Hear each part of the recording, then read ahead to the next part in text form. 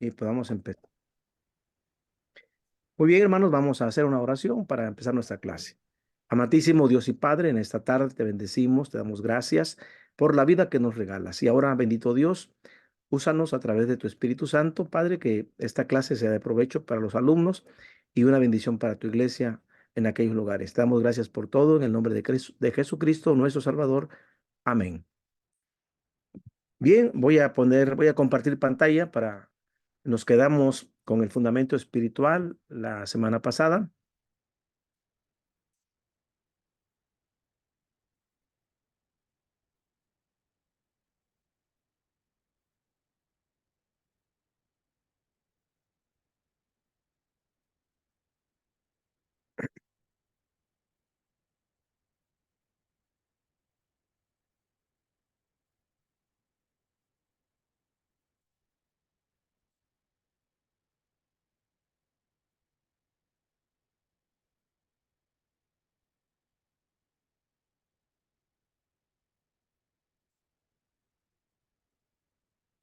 Muy bien, la semana pasada estuvimos hablando acerca de la dependencia del Espíritu Santo, cuando consideramos la tarea de sembrar iglesias y cómo el Espíritu Santo da el poder para cumplir la misión. Y prácticamente esta fue la palabra profética que Jesús dijo antes de ascender a los cielos, y lo registró Lucas en Hechos capítulo 1, verso 8. Es decir, van a recibir poder cuando el Espíritu Santo haya venido sobre vosotros. Y cuando el Espíritu haya descendido, entonces cada uno de ellos iban a convertir en testigos. Y prácticamente, cuando hablamos nosotros de el Espíritu Santo para cumplir la misión, en primer lugar, es para que el Espíritu Santo da poder, es decir, da un espíritu de valentía. Ellos empezaron a predicar con denuedo, con valor. Y el ejemplo más dramático es Simón Pedro, alguien que había negado al maestro ante una sirvienta, pero más adelante fue el primer proclamador en una multitud, en Hechos capítulo 2 y la conversión de 3,000 personas a través de ese sermón. Y lo vemos también en Hechos capítulo 5, donde ya las autoridades religiosas los amenazan para que ya no prediquen el nombre de Jesús. Pero ellos, ahora con valor y ya sin miedo, les dicen que era necesario obedecer a Dios antes que los hombres. Y luego proceden a seguir testificando ante las amenazas.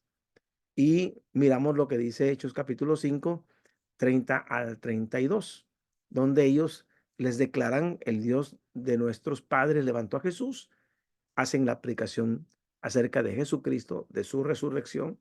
Aunque ellos lo habían matado y lo habían colgado en un madero, Dios lo había enaltecido a la diestra como príncipe y salvador, y con el propósito de que Israel tuviera arrepentimiento y perdón de pecados.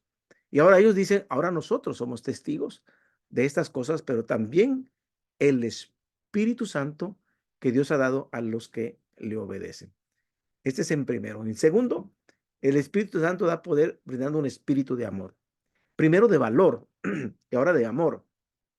En el celo evangelizador no surge de creencias solamente intelectuales, ni tampoco de argumentos teológicos, sino el amor. La base es el amor.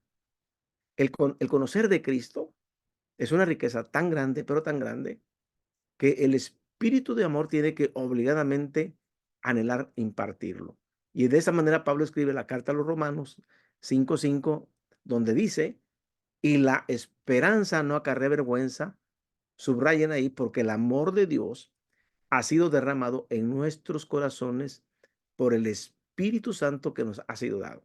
Bueno, entonces el Espíritu Santo nos brinda el amor, nos da el amor, nos da el valor, nos da el amor, y en tercer lugar, también nos da el poder de tener inspiración, palabras de testimonio en la boca. Porque cuando Pedro predicó el Evangelio el día de Pentecostés, sus palabras de Pedro fueron inspiradas por el Espíritu Santo, y sus oyentes fueron compungidos en su corazón, dice Hechos 2:37. Es decir, el Espíritu Santo trabaja en la boca de los que predican, pero también toca el corazón de los oyentes. Y cuando Esteban habló ante los ancianos en la sinagoga, no podían resistir la sabiduría de Esteban y el espíritu con que hablaba, en Hechos 6:10. Así que uno de los temores principales El que testifica en potencia es que a veces dice, no sé qué decir, no voy a saber qué decir. Necesita entonces saber que el Espíritu Santo estará presente para inspirarnos las palabras en nuestra boca. Uno dice, bueno, es que no sé cómo compartir, no sé cómo empezar, tengo miedo, tengo temor. Entonces, el Espíritu Santo te da valor, te da amor por las personas y también te inspira para que tengas palabras en tu boca. El Espíritu Santo entonces provee la estrategia para la misión. Primero, el Espíritu Santo provee una estrategia general. Nunca el Espíritu Santo ha dejado de asombrar la forma en que guía a la iglesia primitiva. La guió desde el principio. El Espíritu Santo se manifestó guiando a una iglesia que está iniciando, eh, eh, se está gestando, apenas está iniciando, apenas está produciendo. En Hechos 1:8, Jesús da ese bosquejo y dice de dónde va a empezar y a dónde va a terminar. La estrategia general empieza en Jerusalén, luego te vas por toda Judea, luego trasciendes hasta Samaria y luego traspasas las fronteras de Israel y vas hasta lo último de la tierra. Entonces, si ustedes se dan cuenta, el Espíritu Santo ha provisto la estrategia para la misión y esa es una estrategia general. Este es el bosquejo. El resto del libro de Hechos de los Apóstoles muestra paso a paso cómo se llevó a cabo. Y ya lo comentaba yo en las clases anteriores. ¿Cómo fue que empezó a inundar Jerusalén? Y luego la persecución sirvió para que la iglesia saliera de Jerusalén y donde iban predicando a Jesús. Entonces se extendió por toda Judea. Y vemos a Felipe, capítulo 8 de Hechos, ya estando en Samaria. Y Hechos capítulo 11 ya ha traspasado las fronteras de Israel y está en Chipre, Fenicia y Antioquía. Entonces miramos nosotros cómo esa estrategia general es, es provista por el Espíritu Santo. Segundo, también el Espíritu Santo guía a individuos en momentos estratégicos. O sea, hay una estrategia general, pero también hay momentos estratégicos, porque no solo provee eso que es lo general para la extensión del evangelio, hasta Argentina, hasta México, hasta donde ustedes quieran, sino que también va a ser estrategias personalizadas, es decir, trabajando con individuos, guiando a individuos. Número uno, en el caso de Felipe, que lo saca de la ciudad y lo lleva al desierto para que tenga un encuentro con un etíope que va en un carruaje. Y uno dice, el Espíritu Santo lo lleva al desierto, allí ni gente hay. No, va a pasar un carruaje, porque va a haber un individuo que es etíope, que es un funcionario de la reina de Candace y que va hasta Etiopía y va a pasar por ese desierto. Hechos 8:29. Y la otra estrategia es Pedro.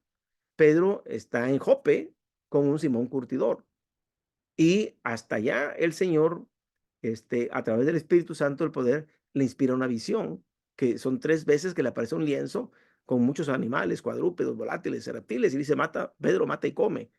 Pero le hace entender que es importante entrar a casa de un gentil, a casa de una persona inmunda, es decir, alguien con el que el judío no puede convivir y menos entrar en su casa. Y luego ir a una ciudad romana, Cesarea de Filipo, y luego ser Cornelio el centurión de una compañía, la italiana, o sea, más romano que nada, la italiana, imagínense. Entonces, Pedro va a Cornelio y entonces ahí está una estrategia del Espíritu Santo, Hechos 10:19. Y tercero, Pablo, Pablo cuando se divide en grupos, Bernabé con Juan Marcos y Pablo con Silas, y entonces en un sueño, en una visión, se le aparece en Hechos capítulo 16, del 6 al 7, un varón macedonio donde le dice, ayúdanos, ven y ayúdanos. Y trasciende el evangelio de Asia al continente europeo, porque Macedonia ya está en el continente europeo. Y dejan de predicar en Asia y entonces el evangelio trasciende a otro continente. En su libro Mission y Métodos de Saint Paul, esto es un repasito de lo que ya vimos, ¿eh? Estos métodos misioneros de los de San Pablo a los nuestros, Roland Hallen dedica mucho espacio a describir la estrategia misionera utilizada por Pablo en centros de la administración romana, de la civilización griega y de la influencia judía. Acuérdense que por un lado, este, Roma puso los caminos, ya lo miramos. Los griegos, el idioma y la influencia judía es el monoteísmo y también del comercio mundial. Pero Allen explica, a medida que el Espíritu Santo abría la puerta, Pablo se concentraba en ese centro y lo convertía en un lugar estratégico de una actividad evangelizadora. Es decir, se aprovechó todas esas circunstancias para que el apóstol Pablo tuviera una estrategia evangelizadora. Vamos a ver más adelante cuando veamos el fundamento evangelizador. Tercero, el Espíritu Santo guía a la iglesia en momentos estratégicos. Ya miramos estrategia general, estrategia individual, personas, y ahora a la iglesia en momentos estratégicos. Por ejemplo, en Hechos capítulo 6, ayuda a los apóstoles, el Espíritu Santo, a resolver una crisis relacionada con el partimento de los alimentos, de las cosas que las viudas griegas no poseían, y pareciera que había una ayuda solamente unilateral hacia las judías, pero el Espíritu Santo resuelve esta crisis y entonces la iglesia es guiada por el Espíritu. En el capítulo 13 de Hechos, ahora es el Espíritu Santo el que hace el equipo misionero. No es la iglesia de Antioquía. No es la iglesia de Antioquía que dijo, voy a apartar a fulano, sotano y a mengano. No. El Espíritu Santo dijo, apartadme a Saulo, a Bernabé, y ahí vienen los nombres. Entonces, es el Espíritu Santo el que está trabajando en Hechos capítulo 13. Y en Hechos capítulo 15 es el gran cisma, el problema del judaísmo, es decir, los hermanos judíos que se estaban convirtiendo a Cristo, ellos pues seguían conservando sus leyes, seguían haciendo sus fiestas, y está bien, ellos son judíos, pero querían que incluso los gentiles se circuncidaran y celebraran como ellos las fiestas, etcétera. El concilio de Jerusalén es normativo y Hechos capítulo 15 lo registra. Ayudó el Espíritu Santo a los líderes de la iglesia a tomar la decisión correcta con respecto a los gentiles convertidos, cómo tratarlos, qué exigirles y de qué eximirles, qué cosas deben guardar y qué cosas no. Ahora la pregunta aquí, ¿tiene el Espíritu Santo un plan para la evangelización de tu provincia donde vives, de tu ciudad donde vives, de tu barrio, de tu colonia donde vives, de tu comunidad? ¿Es el Espíritu Santo tiene un plan para la evangelización? Es una pregunta que tenemos que hacernos todos los días, ¿eh?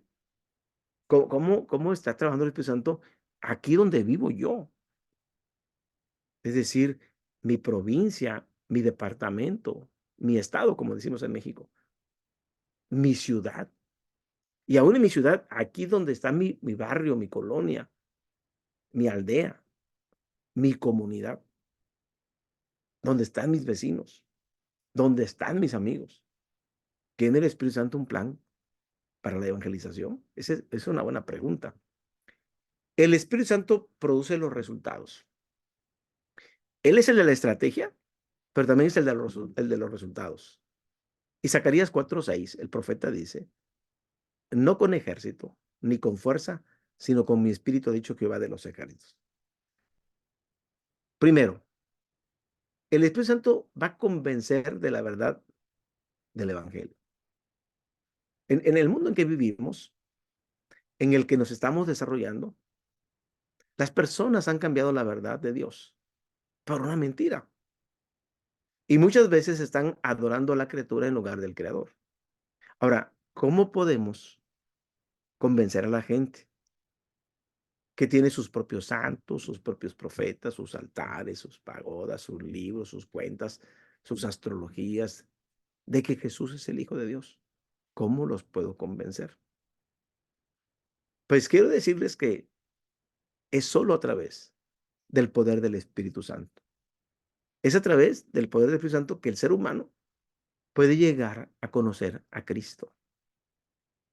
Primeros Corintios 12:3 dice, nadie puede decir Jesús es el Señor, sino por el Espíritu Santo.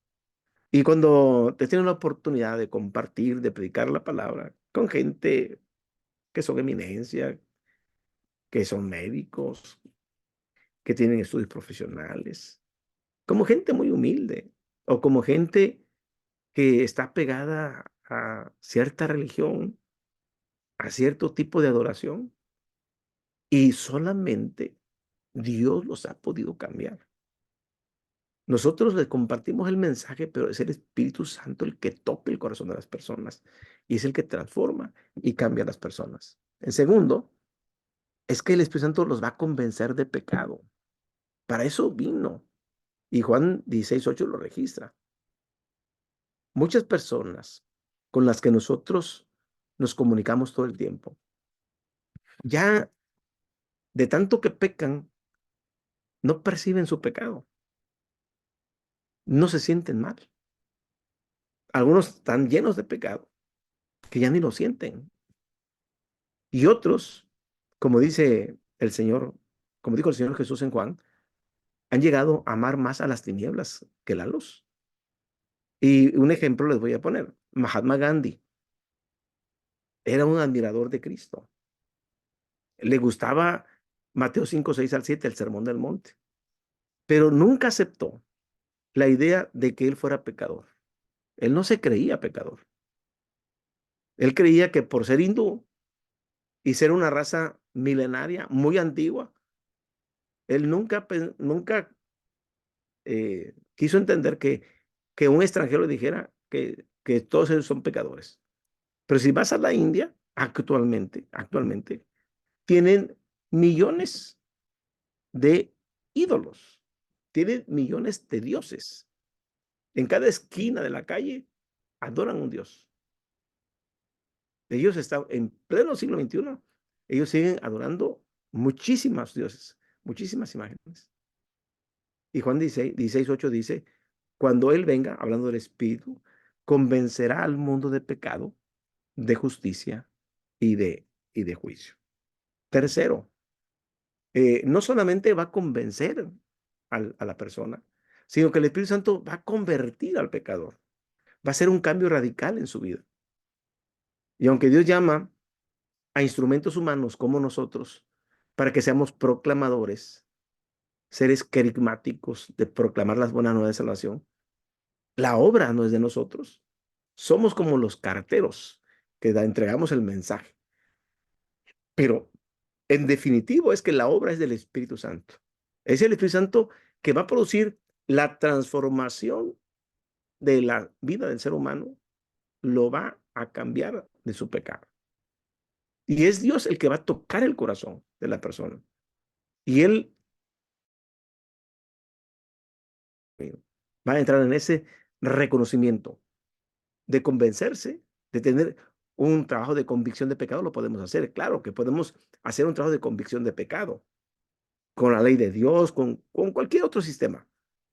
Pero podemos nosotros hacer que las personas se descubran ante ese mal que tienen, pero es Dios al final el que los va a tocar para que ellos sean transformados y se conviertan al Señor. Ahora, ¿cómo descubrir sus dones espirituales?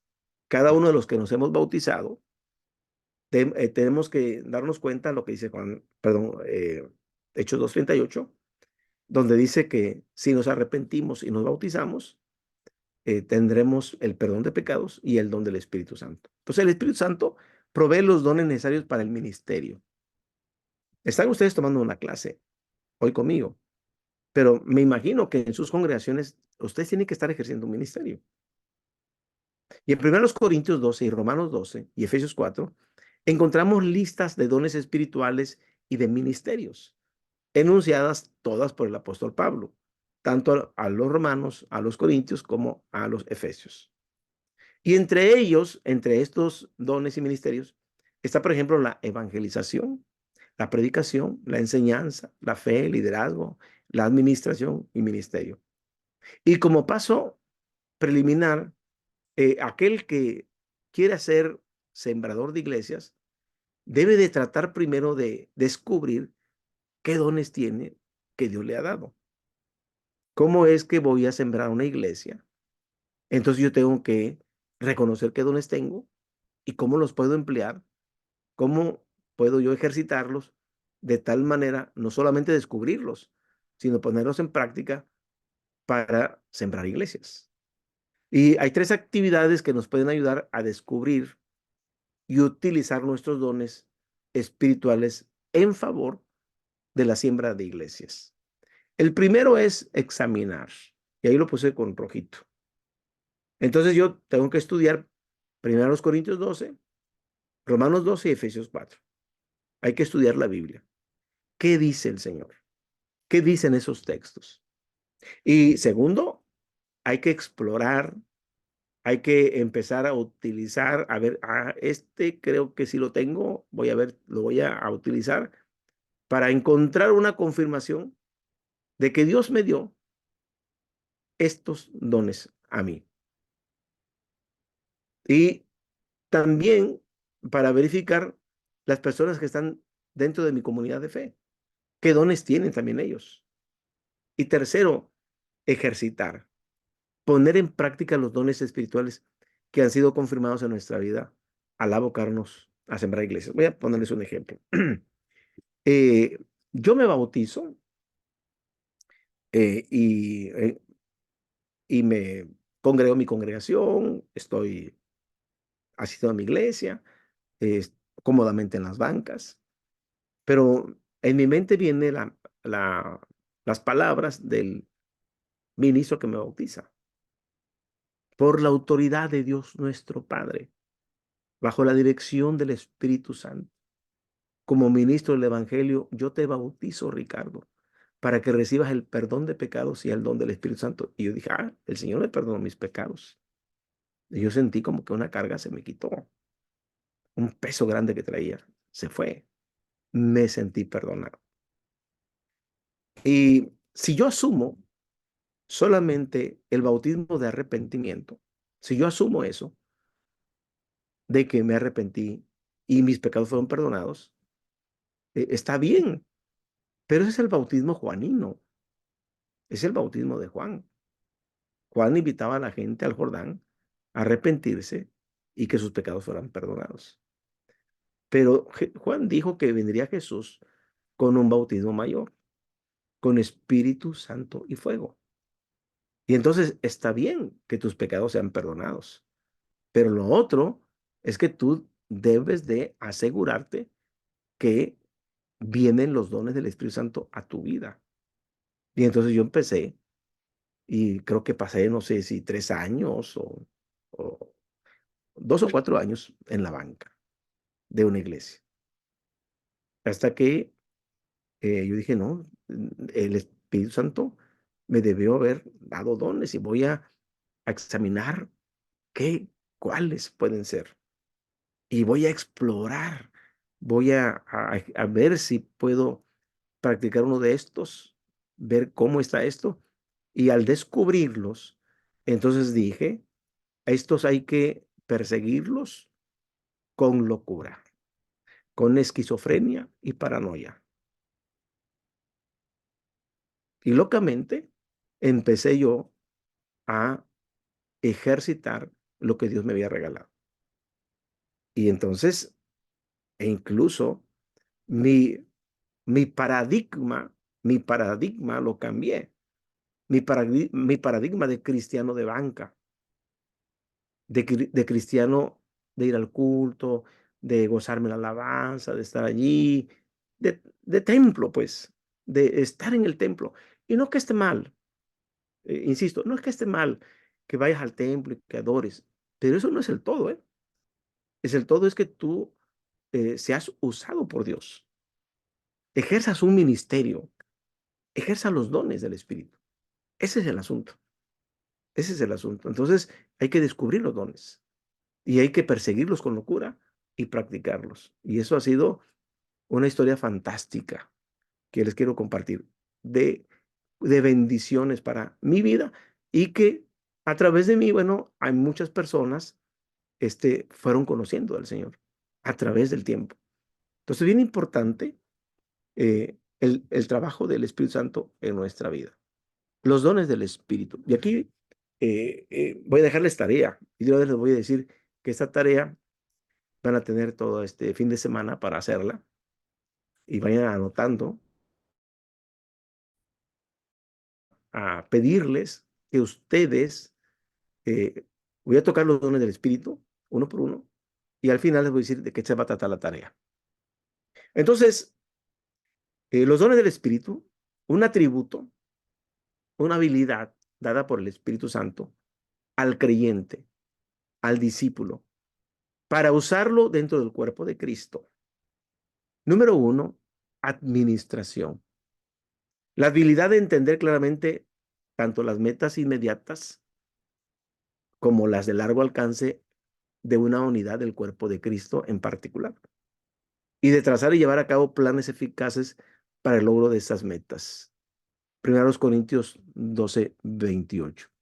Entonces, hay hermanos en la iglesia que tienen ese don de administrar. Segundo, discernimiento. La habilidad de saber si ciertas doctrinas o conductas de las personas que pretenden proceder de Dios son en realidad divinas, humanas o satánicas. Entonces, hay hermanos de la iglesia que tienen discernimiento de espíritu. Y mi esposa tiene eso. Mi esposa me ayuda, cuidado, esta persona que acaba de entrar a la iglesia, ten mucho cuidado. Viene con esta intención. ¿Y tú cómo sabes? No, ya Dios me puso en mi corazón. Esta persona viene así. Y es cierto, descubre a la persona. Es decir, entonces, y también tiene la capacidad de decir, esto que se está predicando no está bien, no está en la palabra, no es correcto, no es una buena doctrina, no es una doctrina correcta. Es decir, discernimiento, evangelización, la habilidad de comunicar el evangelio a no creyentes, de manera que hombres y mujeres llegan a ser discípulos de Jesús y miembros responsables del cuerpo de Cristo. Miren, todos tenemos que evangelizar. Esa es la tarea de todos los creyentes. Pero hay creyentes que lo tienen como un don, que tienen una facilidad, que tienen una disponibilidad y una facilidad de palabra de poder hacer amistad con las personas y de compartir el mensaje. Comunican correctamente el mensaje, tanto a hombres como a mujeres. Y hacen que las personas tomen decisiones por Cristo, las llevan a Cristo. E incluso están allí hasta el bautismo, están pendientes. Tienen ese don. Exhortación. Es aquella persona que por medio del Espíritu Santo tiene la habilidad de dar palabras de consuelo y aliento. En momentos difíciles, en momentos de duelo, de pérdidas, tiene la habilidad de consolar, de alentar a los miembros del cuerpo de Cristo, de manera que estos miembros del cuerpo de Cristo se sienten ayudados, se sienten acompañados, se sienten sanados de sus heridas, se sienten liberados de sus dolores, de sus tristezas, de su soledad. Son hermanos que tienen ese don de dar palabras de consuelo. 5, fe e intercesión. Ese don del Espíritu Santo que hace que haya habilidad de percibir la voluntad de Dios para el cuerpo de Cristo, para la iglesia. Y también la disposición de orar con tal confianza en que Dios va a cumplir su propósito. Tiene la habilidad de dedicar mucho tiempo a la oración. Son personas que oran, que ayunan, que le dedican tiempo a la oración, que están en periodos largos de ofrenda, hasta que ellos miran respuestas de Dios, hasta que ven que sus oraciones son contestadas. Son hermanos que interceden y que tienen mucha fe. Tienen ese don. El sexto, dar. Es aquel que se libera de lo que posee. Tiene la habilidad de contribuir con recursos materiales, financieros, para la obra del Señor. Y lo hace con alegría, y lo hace con entusiasmo, lo hace con libertad, a fin de que las demás personas reciban bendición. Tiene una manera de dar que, que contagia, que anima, que motiva, y que sus dádivas son como una gran ofrenda a Dios. Entonces, tienen ese don de libertad de poder de dar. 7, ayuda, servicio y ministerio.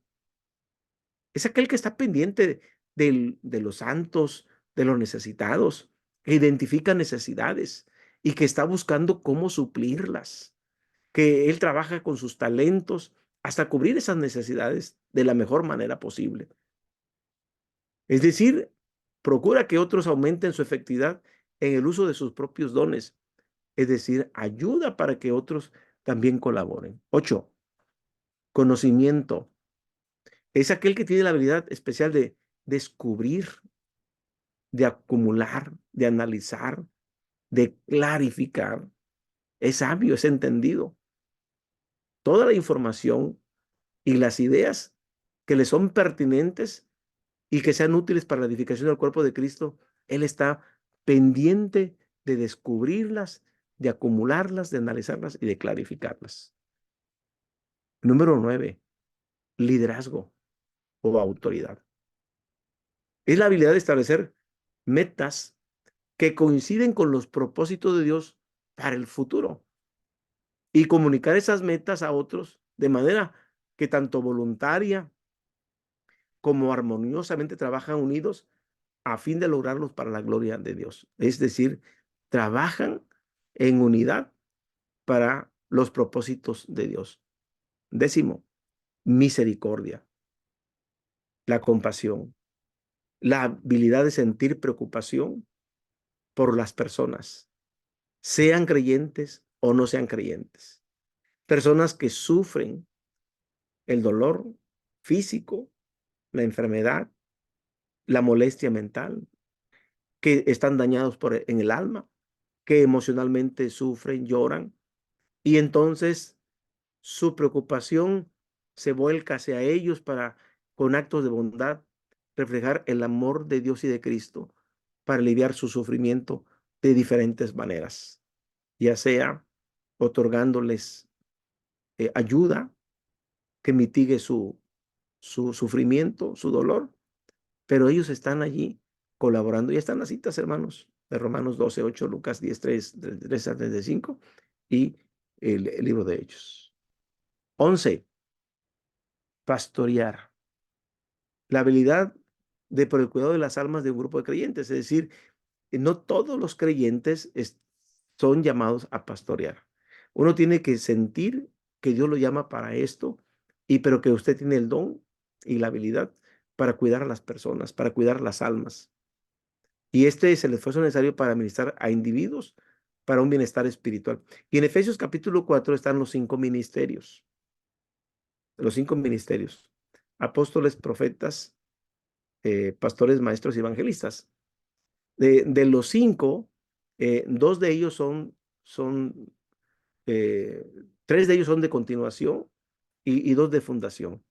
Apóstoles y profetas son de fundación, según Efesios 2:20. Están fundados y el ángulo perfecto es Cristo. Profetas y apóstoles. Quiere decir que para este tiempo ya no tenemos ni profetas ni apóstoles. Ya fueron de fundación. Pero los ministerios que sí tenemos que ejercer son o el pastorado, o ser maestros, o ser evangelistas. Y número 12, el servicio. La habilidad de identificar necesidades no suplidas y usar los recursos disponibles para ayudar a lograr los resultados deseados. Y aquí, hermanos, se requiere mucho servicio en la iglesia. Desde barrer, desde la casa de oración, mantenerla limpia, la jardinería, el servicio a la comunidad, el servicio a los hermanos. 13, enseñanza. La habilidad de comunicar información relevante. Se requieren maestros, se requiere un equipo de enseñanza, porque esto es relevante a la salud y el ministerio del cuerpo de Cristo, de manera que otros están aprendiendo. 14, sabiduría. La habilidad sobre el conocimiento dado puede aplicarse a necesidades específicas que aparecen en el cuerpo de Cristo. Y aquí están las citas, están apuntadas ahí para que usted las revise en casa y las vaya identificando. ¿Por qué? Porque viene la tarea. ¿Están ahí listos para anotar? La tarea la queremos para el próximo, me la están enviando entre lunes y martes de la próxima semana. Envíenla por WhatsApp. Quiero que identifiquen ustedes qué dones tienen del Espíritu Santo y qué ministerios ejercen en su congregación. Entonces van a poner nombre completo, abajo del nombre a la iglesia que asisten, si es Misiones, si es Buenos Aires, es la iglesia donde asisten de la ciudad. Y luego van a poner, ejerzo este ministerio, ¿qué ministerios ejerces en la iglesia? ¿Y qué dones te ha regalado el Espíritu Santo que tú estás ejerciendo? ¿Qué dones? Esa es la tarea. Repito, su nombre, la congregación a donde usted asiste, qué ministerios ejerce y qué dones tiene, que le ha sido otorgado por el Espíritu Santo. La tarea está bien sencilla. Recuerden que no hacemos examen, es cumplan con sus tareas y al final el proyecto. Hasta aquí preguntas, hermanos, por favor. Gracias, profe, muy interesante la clase de los dones y bueno, apuntado todo lo de la tarea, así que ni bien pueda lo hago. Y supongo que su WhatsApp está en el sílabo, ¿no? De la Sí, materia. sí. Ajá. Buenísimo. Bueno, listo, ni bien Sí, haga, le paso. así, háganlo en Word o, o en lo comentan allí en el WhatsApp, me ponen su nombre, de qué iglesia son, qué ministerio están ejerciendo y cuáles son los dones. Está bien sencilla la tarea, ¿eh? Es práctico, es lo que ustedes están realizando, que Dios le está permitiendo a través del Espíritu Santo. Preguntas, sigan con el tema, vamos bien.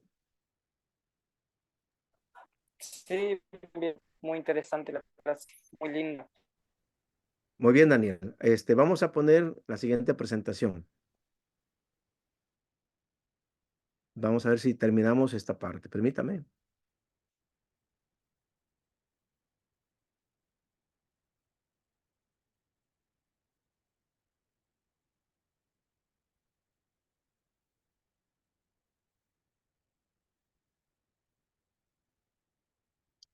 Bueno, hemos estado revisando diferentes fundamentos. Ya vimos el fundamento bíblico, ya vimos el fundamento espiritual y ahora vamos a ver el fundamento evangelístico. Estamos viendo los fundamentos para sembrar iglesias. Recuerden que la temática es la sembrar iglesias. Y vamos a empezar ahora con el siguiente tema, fundamento evangelístico. Y cuando hablamos del evangelismo, tenemos que decir que es una parte indispensable para sembrar una iglesia. ¿Cómo es que arrancamos una iglesia, una nueva congregación? Sin evangelismo no es posible. El evangelismo es indispensable. Entonces, el sembrador, la sembradora de iglesias, es aquella persona que necesita acercarse a personas que no conocen a Cristo o que ni siquiera asisten a ninguna iglesia. Y el propósito de acercarnos a esas personas es, primero, es entablar amistad con ellas, establecer un nivel de confianza. ¿Cómo es que estamos empezando una nueva iglesia aquí en Acapulco, en Pie de la Cuesta? Empezamos con amistades. Es decir, un hermano conoció unos amigos y así, y luego me invitó a mí y nos hicimos amigos y otros amigos y así estado empezando el grupo. Amigos trayendo amigos. Y es a través de la amistad, porque hay nivel de confianza. Y a través del nivel de confianza, nosotros tenemos la capacidad de comunicar las verdades básicas del Evangelio, las verdades básicas del Evangelio, guiarlas a tener una fe personal en Jesucristo y bautizarlas en la comunión de la iglesia y guiarlas a un discipulado continuo. Fíjense que esto es gradual e incremental, ¿va? De escalón en escalón. Amigos, generamos confianza y entonces, no sé si alguno de ustedes estuvo en mi clase de evangelismo, pero en evangelismo, este, eh, trabajamos con los dedos, ¿verdad? Gracia, hombre, Dios, Cristo y fe. Así rápidamente. Gracia, hombre, Dios, Cristo y fe. Y aquí con los 5 dedos trabajamos para compartir el evangelio y a través de un sistema gradual incremental. Primero, establecemos amistad con las personas y, y lo hacemos a través de un nivel secular, donde viven, qué hacen, en qué se desarrollan, tomamos cafecito, ustedes pueden tomar mate con ellos, pasarla bien, a tomar confianza con ellos e ir de lo secular a lo espiritual y empezar a indagar en qué creen, en qué está su fe. Y entonces comunicar las verdades básicas del evangelio. Gracia, Dios. Gracia, hombre, Dios, Cristo y fe. Entonces es gradual e incremental. Y de esta manera, guiarlas a tener un encuentro personal con Jesucristo. Es presentarles a Jesús y que tengan un encuentro con Él. Cuando tienen un encuentro con Él, ellos se derrumban ante la presencia del Señor, abren su corazón y creen y lo reciben. Y el siguiente paso es llevarlos al bautismo, a que hagan a una fe pública, de llevarlos de una fe privada a una fe pública, porque el bautismo es una fe pública. Y ya teniéndolos en la fe pública, ellos empiezan a asistir a la iglesia, empiezan a adorar.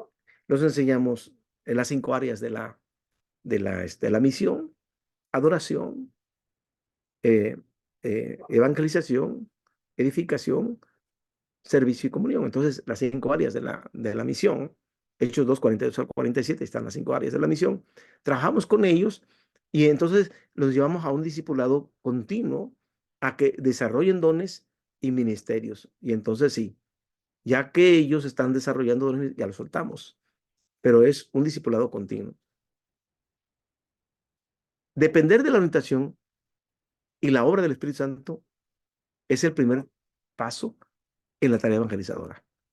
Por eso, vimos primero fundamento espiritual. ¿Qué tan importante es la presencia del Espíritu Santo en ese trabajo de sembrar iglesias, en ese trabajo de evangelizar? Cuando hablamos de métodos de evangelización,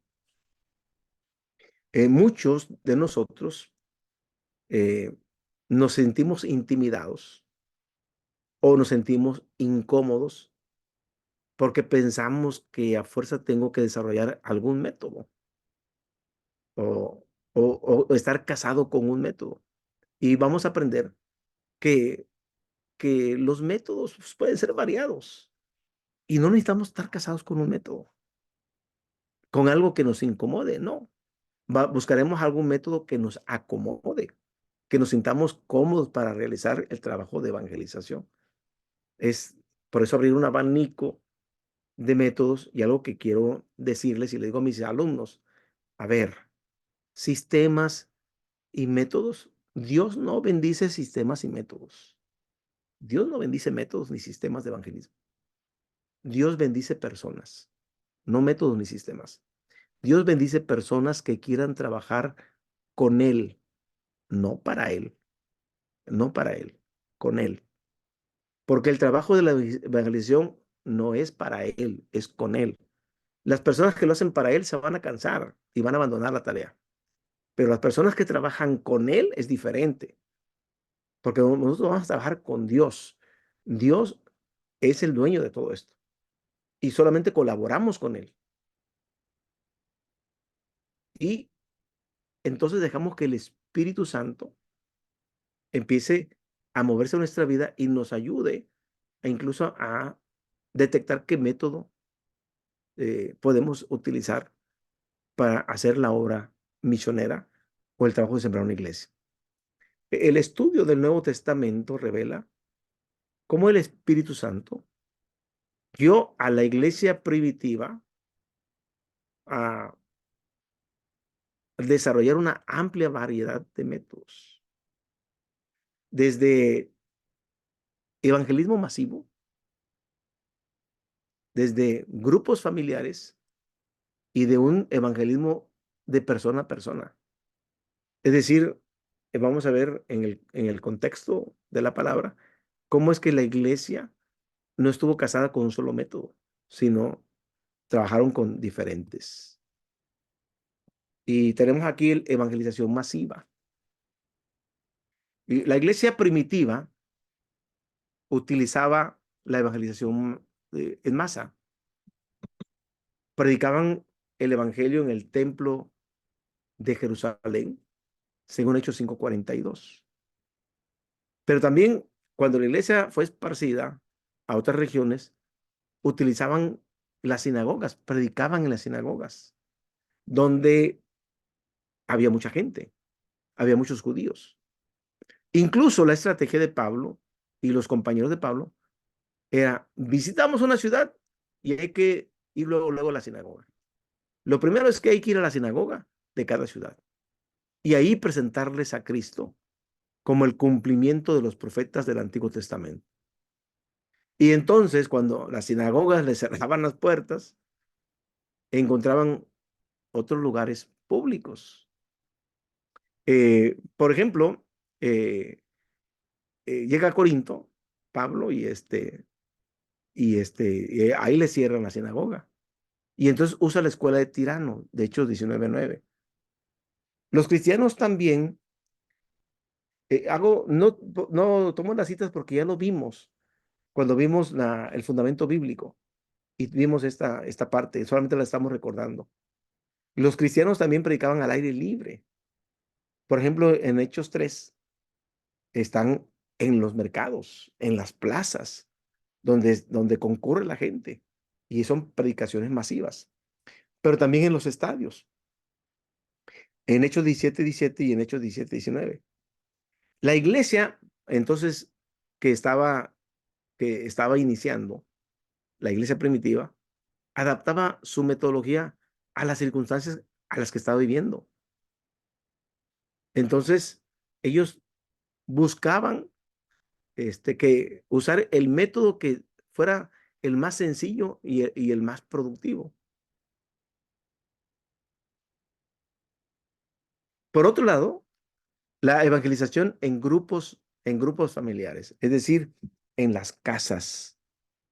Este método de grupos familiares que usó la iglesia primitiva lo encontramos en Hechos de los Apóstoles, porque el oikos que es la palabra griega para hablar de familia, el oikos, que era la unidad social básica,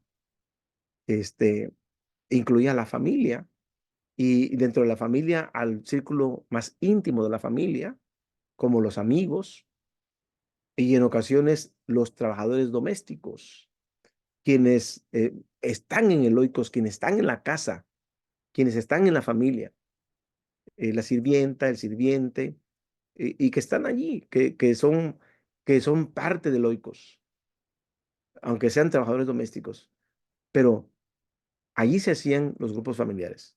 Y Hechos de los Apóstoles menciona este oikos o grupo, célula de hogares, por ejemplo, grupos de oración, como el de Hechos 12:12. Y miramos ahí la comunión fraternal de la oración. Hechos 21:7 y 2:46, la adoración. Hechos 27, el testimonio. Hechos 10:22 al 24, 16:32, instrucción. Y 5:42, y discipulado. Así que el Nuevo Testamento menciona a hogares como el de Jasón, que estamos hablando aquí de Tesalónica. En Tesalónica, Jasón pone su casa. Incluso fíjense que cuando los arrestan y los llevan los encarcelan, ahí sale Pablo huyendo de Tesalónica para llegar hasta Atenas y Jasón paga la fianza de todos, los libera a todos, paga la fianza, los llevan a todos por el gran alboroto que se hizo en casa de Jasón y Jasón paga la fianza de todos. Un hombre rico pagó la fianza de todos, pero se hace en los hogares.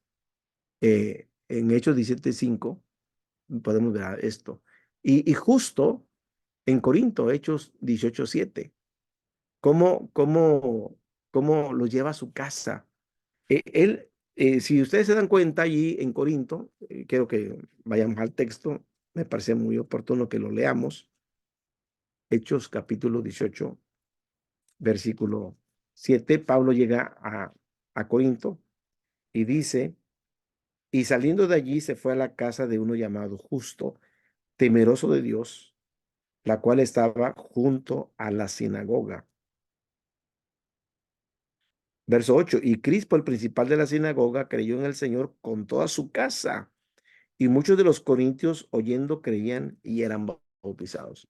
Es decir, como en las casas se empezó a trabajar como grupos familiares. Por ejemplo, también en el caso de la vendedora de púrpura, Lidia, en Hechos 16:15.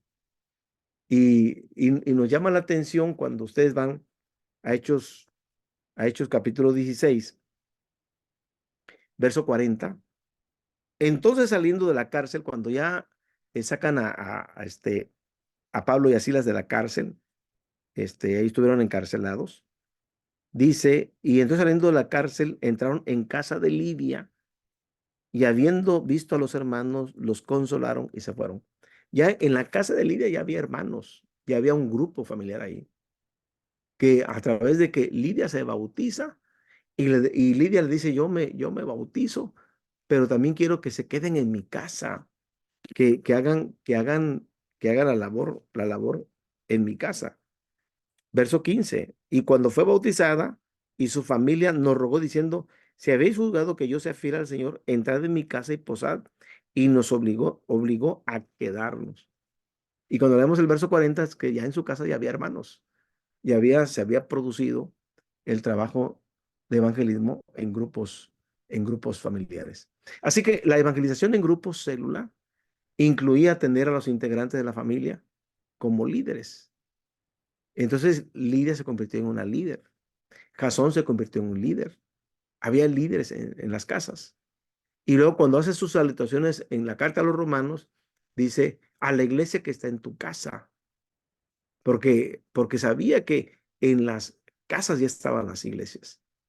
Esto contribuye automáticamente a la presentación del mensaje en formas que primero eran relevantes para la cultura local.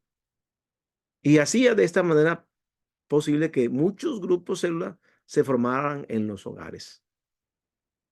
No dependían de grandes edificios, no dependían de grandes construcciones, sino la iglesia estaba en las casas. Nosotros estamos sembrando una nueva iglesia con mi esposa y mis hijos. Y no tenemos un edificio. Estamos en una casa prestada. Allí, un espacio grande que ahora que vino el huracán se lo llevó todo. Ya lo volvimos a reconstruir en la casa a los hermanos a través de las donativos de la iglesia y ahí volvimos otra vez. Y ahí estamos cada viernes y cada sábado atendiendo los cultos. No es una iglesia todavía. Estamos en ese propósito. Pero el trabajo es un evangelismo que empezó en las casas. Y ahora hablamos del evangelismo personal, el de persona a persona. Los cristianos de la iglesia primitiva utilizaban también una variedad de métodos para evangelizar de manera personal. Y estos incluían evangelización por medio de visitas, de una evangelización espontánea y de una evangelización por medio de la amistad. Amigos trayendo amigos. Evangelización por medio de visitas consistía en esfuerzos constantes por testificar a personas en momentos específicos y en lugares específicos. Se decía de los cristianos primitivos que todos los días en el templo y de casa en casa no cesaban de enseñar y anunciar la buena nueva de que Jesús es el Cristo. Así que no solamente es en el templo, sino también en las casas. Y esto es por medio de visitas, evangelización por medio de visitas, de visitar los hogares, de atender las necesidades de los hogares y abrir casas para que les llevemos el evangelio. La evangelización espontánea era aquella que se aprovechaban oportunidades inesperadas del curso normal de la vida para testificar. Por ejemplo, Cuando Pablo llega a Filipos, se da cuenta que en Filipos no hay la cantidad de judíos como para establecer una sinagoga. Entonces, sobre todo las mujeres, acudían al río a la hora de la oración. Ahí celebraban la oración. Y el resultado de que Pablo entonces fue al río y habló a las mujeres. Y ahí se convirtió Lidia, la vendedora de púrpura, según Hechos 16:14. Entonces una mujer llamada Lidia, vendedora de púrpura de la ciudad de Tiatira, que adoraba a Dios, estaba oyendo y el Señor abrió el corazón de ella para que estuviese atenta a lo que Pablo decía. Y un día de reposo salimos fuera de la puerta junto al río, donde solía hacerse la oración, y sentándonos hablamos a las mujeres que se habían reunido. Pablo se sentó y vio la oportunidad de un evangelismo espontáneo. Luego la evangelización por medio de la amistad. El Nuevo Testamento va a registrar varios ejemplos de evangelización por medio de la amistad. Por ejemplo, Andrés llevó a su hermano Simón Pedro al Señor para que pudiera escucharle. Y, y miramos nosotros en el Evangelio de Juan, capítulo 1, que por un lado Andrés era del movimiento juanino, era discípulo de Juan el Bautista, pero cuando se le revela, a Andrés quién es Jesús, dice el verso 35 de Juan 1. El siguiente día otra vez estaba Juan y dos de sus discípulos, y mirando a Jesús que andaba por allí, dijo: He aquí el Cordero de Dios. Andrés es discípulo de Juan y Juan señala a Jesús y le dice: Él es el Cordero de Dios. Verso 37 de Juan 1. Le oyeron hablar los dos discípulos y siguieron a Jesús. Y Jesús, volviéndose, les dijo: ¿Qué buscan? Y ellos le dijeron: Rabí, maestro, ¿dónde vives? ¿Dónde moras? Y le dijo: Venid y ved. Y entonces, verso 40, Andrés, hermano de Simón Pedro, era uno de los dos que habían oído a Juan y habían seguido a Jesús. Este halló primero a su hermano Simón y le dijo: Hemos hallado al Mesías, que traducido es el Cristo. Entonces, Andrés es el primero que llega con Jesús, pero él inmediatamente, porque es su hermano de papá y mamá, entonces le invita a Simón a que conozca al Mesías. Y Felipe hizo lo mismo con su amigo Natanael. Felipe está de paso, verso 43, el día siguiente quiso Jesús ir a Galilea y halló a Felipe y le dijo: Sígueme. Y Felipe era paisano de Pedro y Andrés, versículo 44. Eran de Betsaida, la ciudad de Andrés y de Pedro. Felipe era de Betsaida, pero Felipe, su amigo, era Natanael de Caná. Y dice la palabra aquí que Natanael, cuando llegó Felipe, le dijo a Natanael: hemos hallado, al Mesías, aquel de quien escribió Moisés en la ley, así como los profetas. Le dijo: a Jesús de Nazaret, Y entonces Felipe recibe la contestación de Natanael, porque le entraron dudas. ¿De Nazaret puede salir algo de bueno? Y Felipe le dijo: mira, quiero que vengas y que veas. Y a veces sucede que, hermanos, aquí por ejemplo en México decimos: mira, quiero que vengas y veas, te pago el taxi, te invito a comer, pero quiero que tú vengas y que tú veas. Y le digo a los hermanos: traigan a los invitados, páguenles la comida, invítenlos a comer, invítenles el taxi, ida y vuelta, y tráiganlos a que vengan y que vean. Y entonces, cuando llega Natanael con Jesús, Jesús le declara: He aquí un verdadero israelita en quien no hay engaño. Y Natanael dice: ¿de dónde me conoce? Dice: te vi, antes que te llamara Felipe, te vi debajo de la higuera. Y entonces ahí se quiebra Natanael y le declara, pues tres cosas maravillosas a Jesús. le declara y le dice,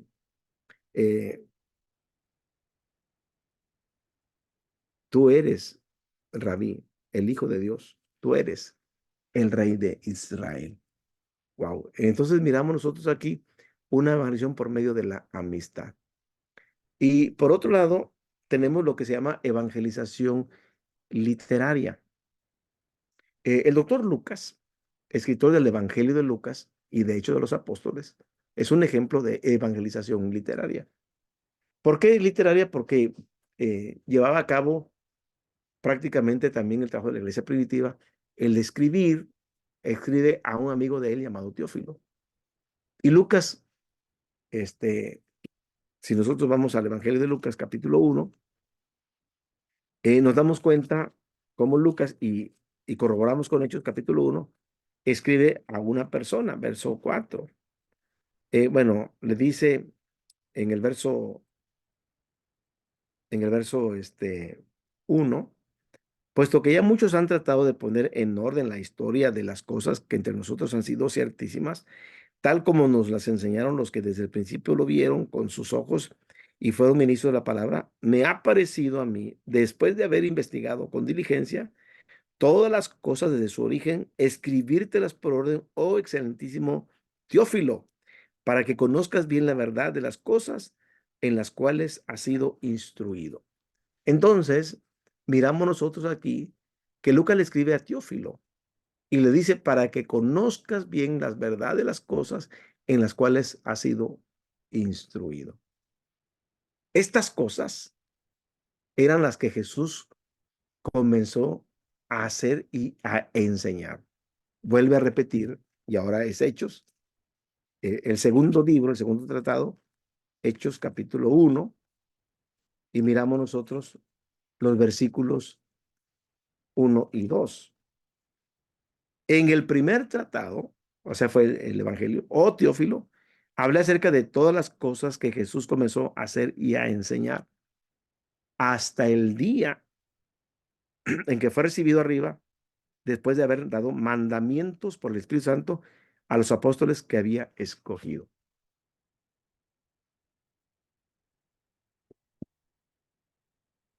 Así que en el libro de Hechos es como si fuera otra carta de Lucas a Teófilo. ¿Con qué propósito está interesado en instruirle acerca de la fe? Los otros evangelios son esfuerzos, son escritos que se esfuerzan por presentar la vida, el ministerio y el mensaje de Jesucristo a diferentes públicos en particular. Por ejemplo, Juan va a explicar, y el mensaje de Jesucristo va a explicarlo, su propósito, cuál es, por qué escribe, por qué lo va a explicar.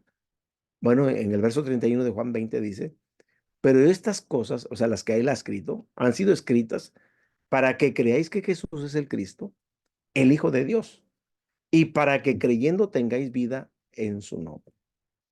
¿Para qué creer en Cristo? Ah, para decir que es el Hijo de Dios. ¿Por qué creer que Jesús es el Hijo de Dios?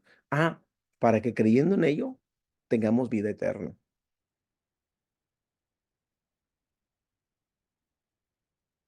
Y Juan 6:47 dice, de cierto digo, el que cree en mí tiene vida eterna. Entonces se trata de tener vida eterna. Aunque los cristianos no contaban con herramientas tecnológicas que hoy tenemos, radio, televisión, teléfonos, computadoras, iPads, WhatsApp, aviones, etcétera, ellos empezaron a usar todos los medios que estaban a su alcance para poder evangelizar a las personas. Aun cuando una puerta se cerraba, buscaban ellos continuar con la tarea de cumplir con la gran comisión. Ellos iban tratando de, se cierra esa puerta, abrimos la otra, se cierra esta puerta, abrimos la otra, pero no hay que dejar de cumplir la gran comisión. Vamos a contextualizar la metodología evangelizadora. Pues ahora estamos en este siglo. Y una de las tareas más exigentes, pero emocionantes de este siglo que enfrenta es el de sembrar iglesias. Y entonces, el que siembra iglesias se enfrenta con esto. ¿Cómo contextualizar la metodología evangelizadora a fin de que sea relevante para una enorme variedad de grupos que conforman la sociedad actual? O sea, estamos diversos de grupos que conforman la sociedad. Ahora, ¿cómo podemos comunicar la verdad del evangelio de manera que la gente no solamente lo entienda, sino que también responda positivamente? ¿Cómo podemos comunicar? ¿Cómo podemos contextualizar nuestra metodología evangelizadora? Entonces, las siguientes sugerencias tienen el propósito de hacernos pensar en realizar maneras originales, establecer nuestros propios métodos y adecuarlos a los ambientes a los que nos vamos a enfrentar. Contextualizar la evangelización masiva. Eh, Tenemos muchos creyentes, sí, hay muchos creyentes por las campañas de evangelismo que hicimos al aire libre aquí en nuestro departamento, en nuestro estado de Guerrero. Cuando nosotros iniciamos la tarea evangelizadora para sembrar nuevas iglesias, lo que hice yo es, bueno, eh, formar un equipo de trabajo.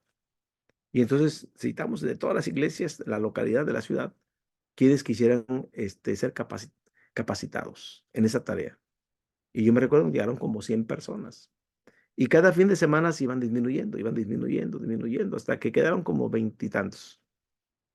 Los demás, por su trabajo, sus ocupaciones, sus congregaciones, su iglesia, empezaron a desertar por razones personales.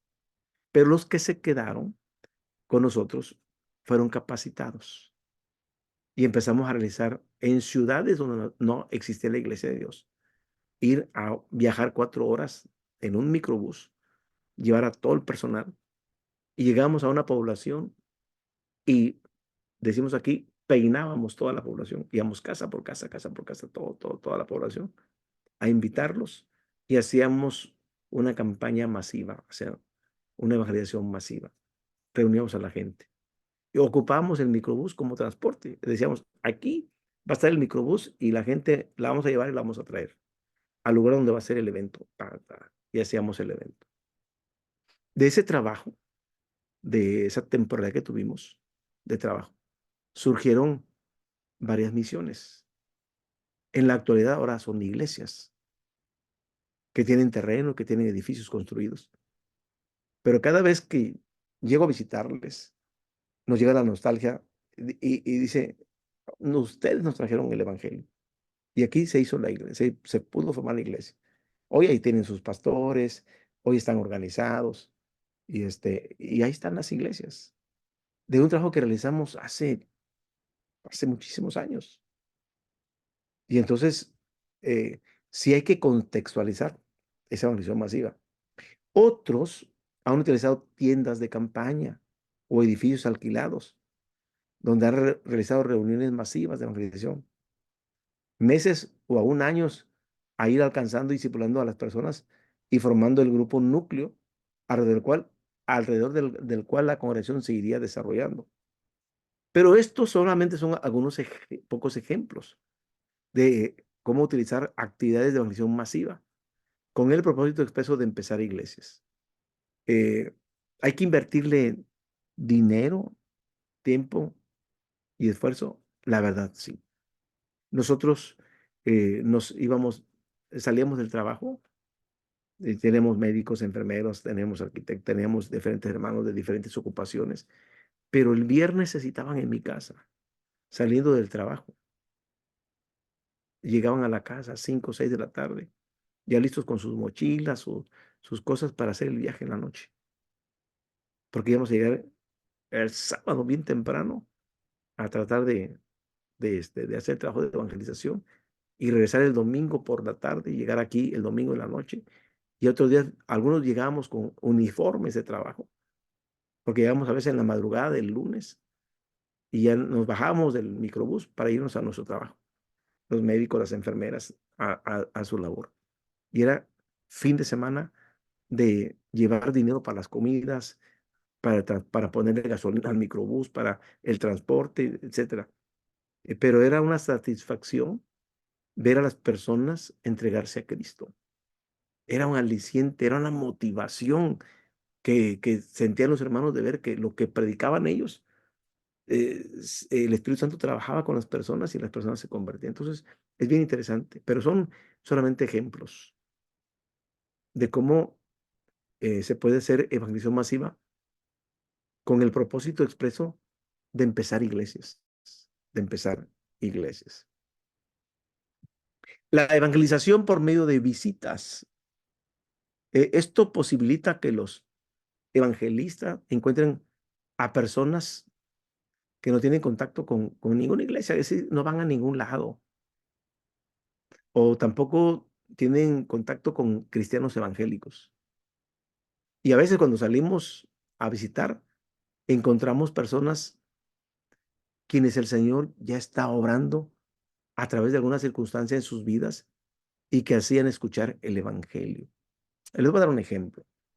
Eh, eh, en la iglesia donde yo pastoreaba, una iglesia muy pequeña, teníamos 10 bautizados y, y teníamos solamente terreno, pero no teníamos manera de construcción. Y dije, con 10 personas, con 10 bautizados, no vamos a poder construir rápido aquí el templo. Necesitamos mucha gente, hermanos que se conviertan y que aporten para la construcción. Capacité a esos 10 hermanos y salíamos sábados por las mañanas a compartir el evangelio.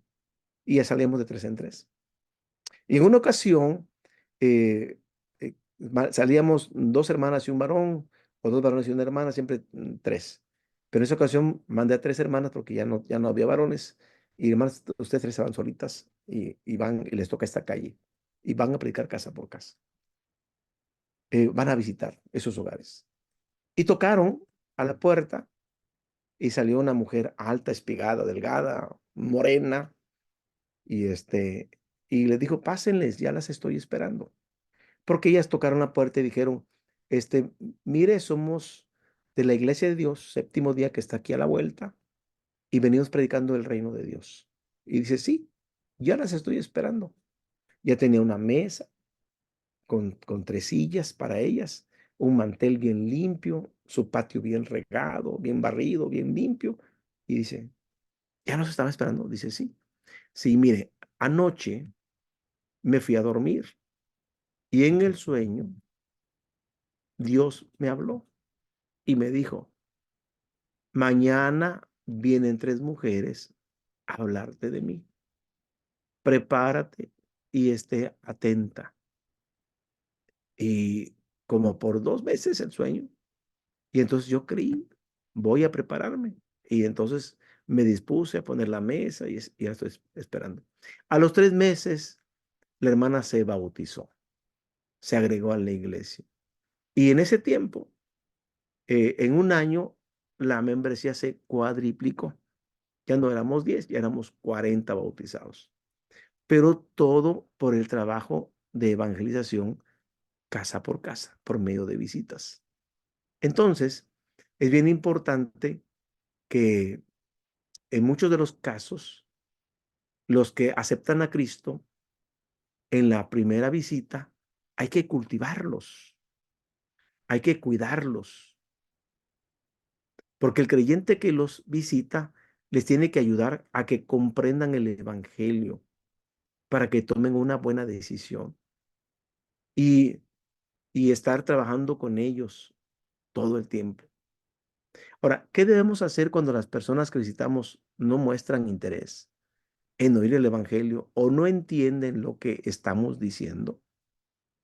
Hay que investigar, hay que averiguar su actitud hacia el evangelio o hacia los evangélicos y dejar que esto vaya determinando nuestra estrategia. Si nosotros cultivamos su amistad y si nosotros nos ganamos su confianza, va a llegar el momento en que podamos nosotros compartirles a Cristo y llevarlos a Cristo. Nuestra metodología para la evangelización por medio de visitas debe de adaptarse al nivel de receptividad de la comunidad en la que estamos trabajando. Porque hay comunidades que son reacias al evangelio. y son reacias a una cierta metodología de evangelización. Entonces hay que estar muy atentos desde la primera visita, ver qué resultados tenemos. Y así que es bien importante detectar cómo nosotros podemos en las visitas darnos cuenta si tenemos comunidades reacias a escuchar el Evangelio. Es decir, tenemos incluso calles completas que no quieren nada del Evangelio. Pero tenemos que verlo a través de la visitación y ver si es la metodología o cuáles son las razones por las que no quieren escuchar el Evangelio. Contextualizar la evangelización espontánea. Es importante entonces realizar esa evangelización espontánea porque de esta manera alcanzamos a las personas. Miren, por ejemplo, yo tengo un viaje de 4 horas de Chicago a México y voy en el avión y se sienta un joven como de 35 años a mi lado. Y yo veo que a la hora de que el avión se eleva, él se persina 1, 2, 3 veces. Y yo veo que se persina tantas veces en esa situación de que 1, 2, 3, por si acaso, por si acaso, por si acaso. Entonces, me doy cuenta de su fe, es frágil. Y yo espero en lo más alto del avión y le digo, oiga, joven, ¿y si este avión se cae? Ay, no diga eso, por favor. Sí, pero si este avión se puede caer. Si muriera hoy, ¿estaría seguro de entrar al reino de Dios? Es una pregunta difícil. Y de esta manera hacemos una evangelización espontánea. Vamos nosotros tomando en cuenta la experiencia de Felipe con el eunuco. Es decir, nuestras palabras tienen que ver hacia dónde podemos llevar la conversación. Es importante tener una idea de cuánto sabe la persona del evangelio y cuál es su actitud hacia el evangelio. Y así nosotros podemos presentar el evangelio de una manera eficaz para que la persona lo pueda entender. Por ejemplo, Felipe se acerca al eunuco y no le dijo, oye, ¿aceptas a Cristo? No, si va leyendo el profeta Isaías, pero no entiende lo que lee. Y le pregunta, ¿entiendes lo que lees? En el caso de Felipe, el eunuco ya poseía algo de conocimiento porque había ido a Jerusalén a adorar a Dios. Había comprado un rollo del profeta Isaías y él tenía un hambre espiritual. Él quería conocer de Dios, pero necesitaba que alguien le explicara las escrituras. Por lo tanto, entonces es importante reconocer que en algunos casos lo único que podemos hacer es solo sembrar la semilla y orar por las personas a las que le estamos compartiendo. La evangelización espontánea alcanza los que testificamos, no conocemos. Yo le pregunté al joven, ¿a qué vino a Chicago? Dice, vine a ofrecer unas salsas picantes. Me dedico a surtir a los restaurantes. Había una convención de restauranteros en Chicago y vine a ofrecer mi producto. Ah, usted produce salsas picantes, ¿sí? De diferentes chiles, habanero, serrano, etcétera, todos los picantes que hay aquí en México. Y las ofrecía para los restauranteros allá. A eso había ido a Chicago. Yo había ido a predicar, pero él había ido a eso. Y entonces empezamos a trabajar su vida secular, conocer por qué está aquí y a dónde va. ¿Y de dónde es? No, pues soy de Monterrey, Nuevo León. Ah, tiene que ir a México y tomar otro vuelo, sí. Ah, muy bien. Ya empezamos a platicar y esta parte es de reconocer, ¿y por qué se persinó 3 veces? Y le pregunté, ¿y por qué? Y entonces ya vi que tenía esa desconfianza. Entonces hay que tratar de trabajar esa parte de dónde está su fe, en qué está confiando y si tiene conocimiento de la palabra de Dios. ¿Usted tiene alguna Biblia en su casa? ¿Ha leído la palabra de Dios? ¿Conoce la Biblia? Y es la manera como podemos hacer una contextualización de evangelización espontánea. Contextualizar la evangelización por medio de grupos familiares. Muchos creyentes están usando su hogar para evangelizar de muchas maneras. Número uno, invitar a alguien a comer.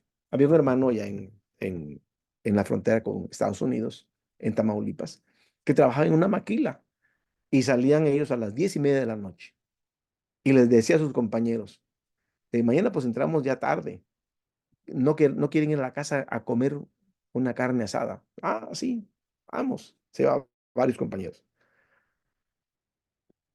Y al invitarlos a comer, le decían, a ver, antes de comer, vamos a hacer una oración, una oración. Y oraban por los alimentos y comían. Y así. Y así fueron varias semanas, invitando, oye, tal día toca carne asada en mi casa. Y ya entonces, le digo, dice, sí, pero, decían, pero vamos a orar primero, ¿da? Sí, vamos a orar.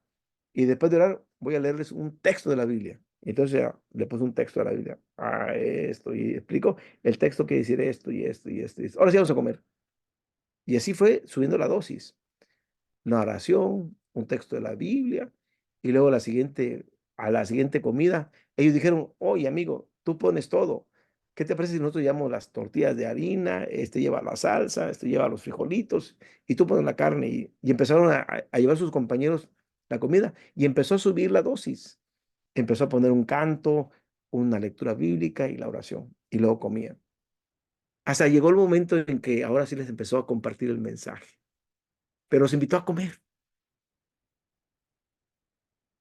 Dos, tener reuniones sociales de grupos pequeños durante las cuales se presenta un breve testimonio, seguido por una conversación amistosa. Entonces hacemos una reunión social en grupos pequeños y así como una especie de invitación especial, sea que para compartir una torta, al que llamamos pastel, una torta, un té, un café, galletas, no sé, y solamente así, y un breve testimonio presenta a alguien en pocas palabras de lo que Dios ha hecho en su vida, lo que hizo Cristo en su vida. Y se hace una conversación amistosa. Tres, tener grupos de estudio bíblico. Es decir, nos reunimos en casa solamente para leer, estudiar la palabra de Dios. Y lo hacemos de una manera amena, sencilla y con preguntas. Número 4, ofrecer clases especiales de costura, de cocina, de piano, de nutrición, de administración del dinero, de pintura, de manualidades, de matrimonios, etcétera. Ocupar algunas reuniones para ayudar a la comunidad o formar clubes especiales como de lectura y redacción, de lectura de libros cristianos, invitar a vecinos nuevos en el vecindario, eh, estar a disposición de aconsejar cuando se necesita algún consejo a matrimonios, etcétera, ver películas cristianas, dialogar sobre ellas, ayudar a los niños o a los jóvenes con su tarea escolar. Es decir, diversificar de tal manera que podamos, con grupos pequeños, aprovechar estos tiempos de colaborar con clases especiales, pero que al final les demos el mensaje de Cristo. Contextualizar la evangelización por medio del servicio cristiano. Uno de los debates sobre evangelización se relaciona con tres distintos énfasis: presencia, proclamación y persuasión. Así que cuando nosotros hablamos de estos distintos énfasis sobre la evangelización por medio de la presencia, aquí es establecer contacto con la comunidad por medio del buen testimonio, la manifestación de compasión en respuesta a necesidades humanas, es decir, en respuesta a las necesidades de la comunidad. Puede ser limpieza de calles, ayudarles a instalaciones eléctricas, etcétera, de agua potable, etcétera. Lo que podamos ayudar a la comunidad. Hacemos presencia y contacto con ellos y damos un buen testimonio. La evangelización por medio de la proclamación. Primero hicimos presencia y la presencia es que nos vean que estamos ayudando a la comunidad. Y por otro lado, el querigma, la proclamación, la predicación, comunicar el evangelio de manera que la gente lo escuche y lo entienda. Y por último, la parte de la persuasión. Hay 5 leyes de la persuasión. Las 5 leyes de la persuasión.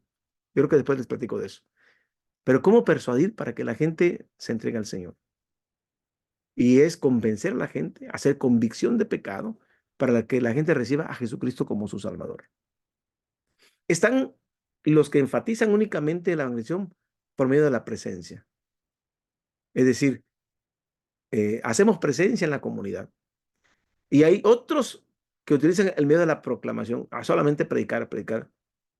Pero hay aún otros que solo por medio de la persuasión. Y esto tiene que ir como que en escalera. Presencia, proclamación y persuasión. En el Nuevo Testamento se encuentran estos y otros tipos de evangelización. En Hechos capítulo 2, por ejemplo, encontramos que los creyentes iban de casa en casa proclamando la palabra. Verso 46. Persuadían a la gente. Verso 40. Pero también establecían presencia, ayudaban a las personas, ayudaban a los necesitados. Entonces hay que hacer presencia, hay que proclamar y hay que persuadir.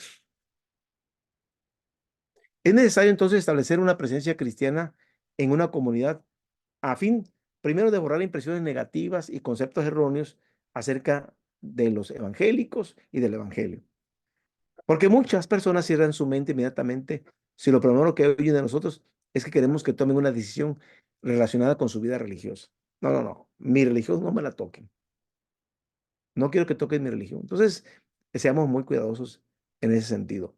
Pero en muchos casos, esta actitud cambia si tienen oportunidad de vernos como personas que somos compasivas, que estamos interesados en ayudarles. Así que el primer paso es descubran las necesidades de sus vecinos, descubran las necesidades de su comunidad. Después que averiguó cuáles son estas necesidades, entonces hay que encontrar creyentes dispuestos a dar servicio al Señor en uno de esos ministerios. Entonces, a veces va a ser necesario capacitar hermanos a fin de que puedan llevar a cabo un ministerio de servicio. Y algunos de estos ministerios irán dirigidos a individuos, a familias o a grupos necesitados. Y algunos de estos grupos pueden ser drogadictos, alcohólicos, gente que ha perdido un ser querido, padres de adolescentes que tienen problemas serios, parejas que necesitan saber cómo mejorar su matrimonio, padres de hijos minusválidos, gente sin trabajo, que necesita desarrollar sus habilidades a fin de conseguir un empleo. Y nosotros aquí encontramos a un hermano que estaba abandonado, pero le empezamos a dar trabajito. ¿Qué sabe hacer? Y lo pusimos, mire, la hermana quiere que le pinte esta casa. Y así, y así. Y me dice, hermano, ya consiguió otro trabajito de pintura. Y entonces, hermano, y aquí tiene trabajito, ¿eh? Le estamos proporcionando. La ayuda no solamente es decirles, aquí está el dinero, sino cómo descubrir que ellos se lo puedan ganar, que ellos lo puedan también conseguir con trabajo. Hay que desarrollarlos. Y entonces hay que trabajar con familias que tienen personas encarceladas, ancianos que necesitan ayuda o compañía, o madres jóvenes que necesitan aprender cómo criar a sus hijos.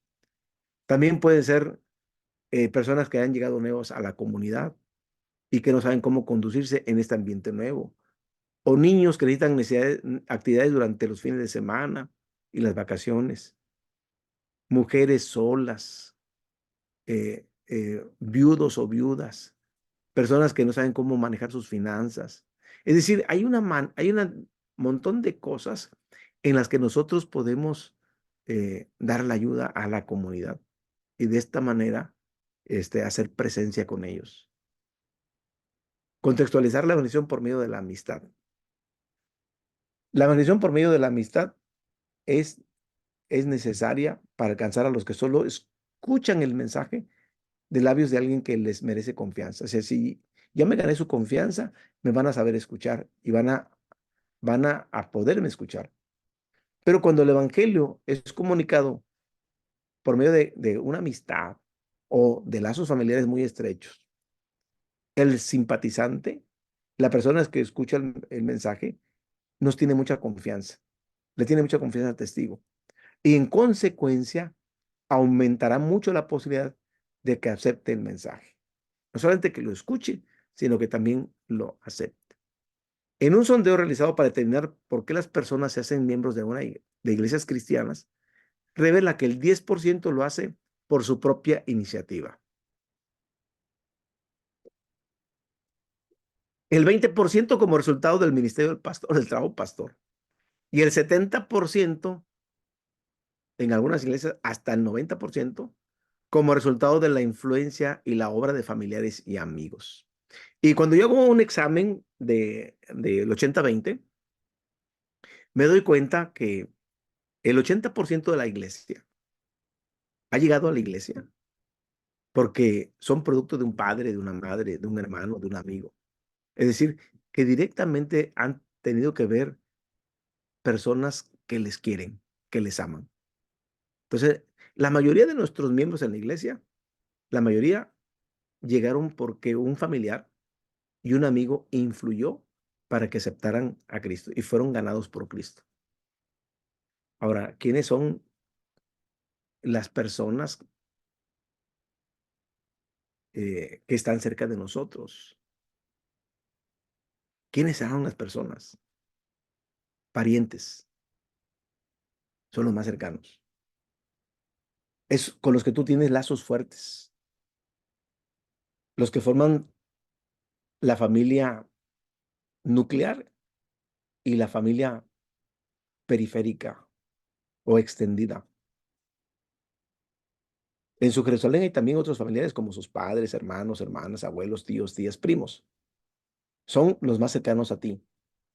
Usted los conoce, sabe cuáles son sus necesidades y a usted le tienen confianza. A veces tenemos la tendencia en centrar nuestros esfuerzos en personas extrañas, pero hay que empezar con nuestros parientes, luego con nuestros amigos, porque aparte de nuestros familiares, tenemos aquellos a quienes son nuestros grandes amigos de la escuela, con los que estudiamos y tenemos contacto en Facebook y son nuestros grandes amigos, son nuestra comunidad, son nuestros vecinos, son tan cercanos como él lo es nuestra familia, pero también nuestros vecinos.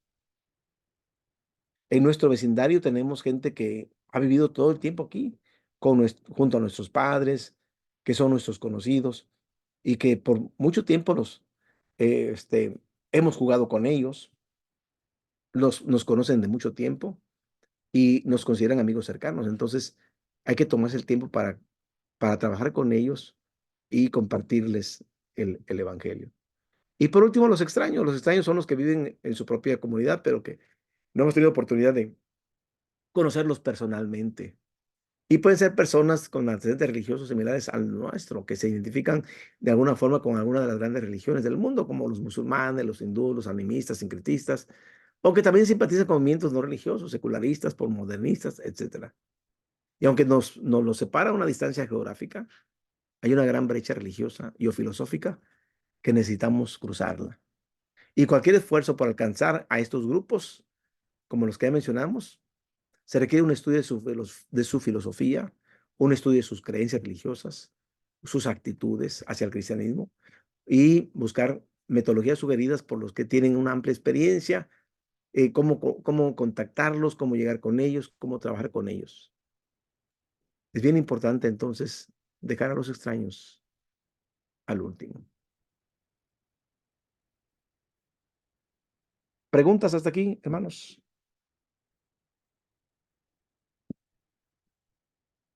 Todo muy claro, mi hermano. Gracias. Muy bien, entonces tienen tarea para el próximo martes. A más tardar el martes ya me están llegando las tareas. Ya empiecen a trabajarlas, tienen este fin de semana. Si acaso no saben, pregunten a los hermanos de la iglesia, hermano, ¿y qué dones me ven? ¿Qué dones creen que tengo? Si ustedes dudan de sus dones, los hermanos le van a decir, hermano, usted tiene el don de servicio, usted tiene el don de administrar, usted tiene el don de dirigir, de liderazgo, tiene el don de discernimiento, ¿y qué ministerio ejerce en la iglesia? A lo mejor y ejercen el ministerio con los niños, con los jóvenes, a lo mejor tienen un ministerio de oración, a lo mejor tienen un ministerio de dirigen cultos, están en un ministerio de alabanza, tocan algún instrumento, no sé, o sea, ¿en qué están sirviendo en la iglesia? Eso me interesa saber. ¿No hay dudas?